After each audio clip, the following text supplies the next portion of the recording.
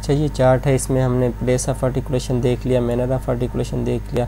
अब हम ये वॉइसलेस और वॉइस्ड साउंड जो है इसको फोनेशन कहते हैं। हम फोनेशन को थोड़ा सा देख लेते हैं कि फोनेशन क्या होती है हमारे पास। फोनेशन की पहले डेफिनेशन देख लें। प्रेजेंस फोनेशन ये पैदा कैसे होती है। ये हमारा गला वाइंड पाइप जो हमारे फेफड़ों से निकल के आता है गले तक, ठीक है, यहाँ पे वो ऊपर एक ढकना लगा होता है।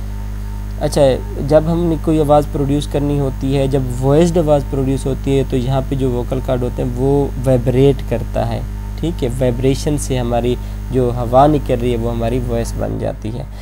When you contract the muscle in your throat to bring your vocal cord together they start to vibrate. Vocal cord vibrate करना शुरू कर देते हैं। The resulting sound is your voice. जो साउंड निकलना होता है वो एक आवाज़ बन जाता है। आवाज़ जो होती है वो मीनिंगफुल होती है और जो साउंड होता है वैसे आम साउंड जो होता है वो मीनिंगलेस होता है।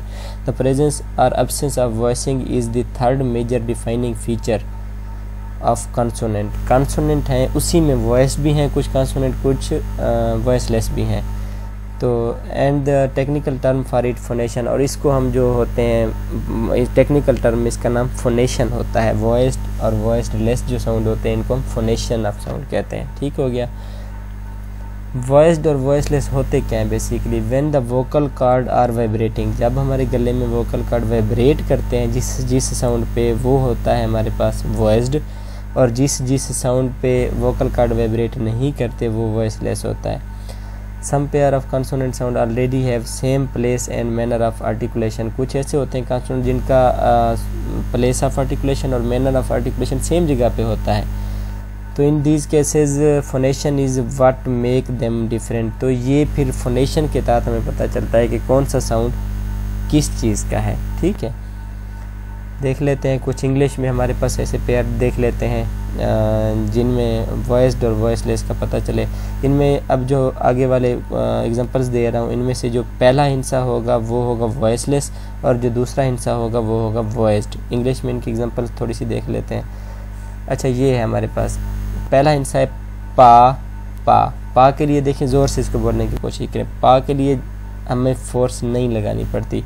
सिमिलरली बा, ये इनकी प्लेस ऑफ आर्टिकुलेशन और मैनर ऑफ आर्टिकुलेशन सेम है दोनों की, पा बा देख लें, लेकिन डिफरेंस फिर भी बन रहा है। क्यों बन रहा है?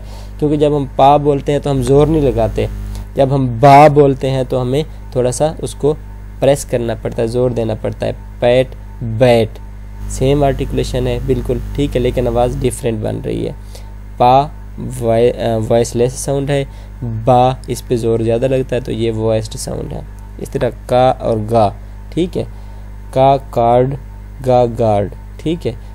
का और गा की place of articulation manner of articulation बिल्कुल सेम है, एक ही जगह पर ज़ुबान जाके लगती है हमारे पास, लेकिन फिर भी डिफरेंस जो आ रहा है आवाज़ का वो आ रहा है वो जो हम उस आवाज़ प्रोड्यूस करने के लिए हम गले से जो हवा निकलती है उस पर कितना ज़ोर लगा रहे हैं। कार्ड के लिए कम ज़ोर लगाते हैं, गार्ड के लिए हम उसको थोड़ा सा मज़ीद ज़ोर दे के बोलते हैं। तो ये कार्ड हो गया वॉइसलेस और गार्ड हो गया वॉइस्ड। नेक्स्ट एग्जांपल देख लेते हैं।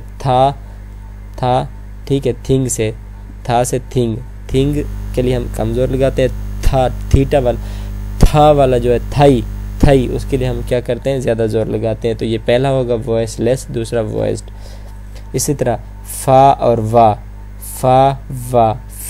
वा सेम आर्टिकुलेशन है बिल्कुल, तो इसमें फिर भी फ़र्क आ रहा है। फैट वैट, ठीक है, फा के लिए हम कम ज़ोर लगाते हैं, ये वॉइसलेस होगा, और सेकंड जो है वा वैट ये होगा वॉइस्ड साउंड, ठीक है।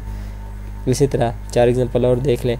टा पे कम ज़ोर लगाते हैं, ठीक है, टायर, और डी पे ज़्यादा जोर लगाते हैं, डायर, ठीक है। तो ये हो जाएगा हमारे पास वॉइसलेस और डायर हो जाएगा वॉइस, डा हो जाएगा वॉइस्ड।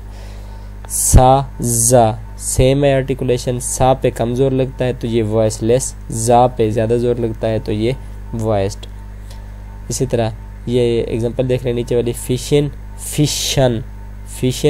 फिशन सेम, ये वॉइसलेस और ये वॉइस्ड। बैज